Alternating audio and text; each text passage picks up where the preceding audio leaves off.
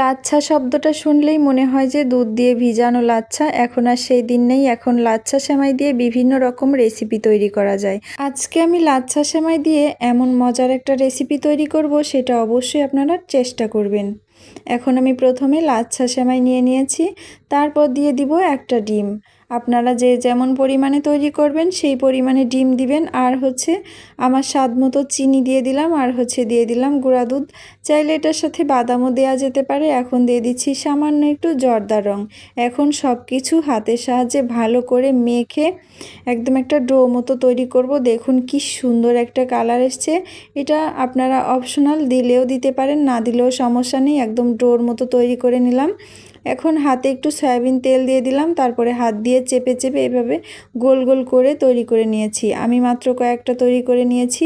তেলটা একদম অল্প গরম হলে আমি ছেড়ে দিব। একদম নর্মাল হিটে, একদম মিডিয়াম টু লো হিটে আমি এগুলোকে একটু সময় নিয়ে ভেজে নিব, ব্রাউন কালার করে। দেখুন দেখতে কত সুন্দর লাগছে। একদম ব্রাউন কালার করে আমি সবগুলো ভেজে তেল থেকে উঠিয়ে নিচ্ছি। চাইলে এটা কিন্তু চিনির শিরাও দেওয়া যেতে পারে, তবে এভাবে কিন্তু অনেক বেশি মজা লাগে, একদম ক্রিস্পি। তো চাইলে আপনারা ঈদের দিন সকালে লাচ্ছা সেমাইয়ের বিভিন্ন রকম পদের সাথে এটাও রাখতে পারেন। যারা এখনও এই রেসিপিটি ট্রাই করেননি তারা অবশ্যই ঈদের দিন ট্রাই করবেন। সবাই ভালো থাকবেন, সুস্থ থাকবেন, আমার জন্য দোয়া করবেন। আসসালামু আলাইকুম।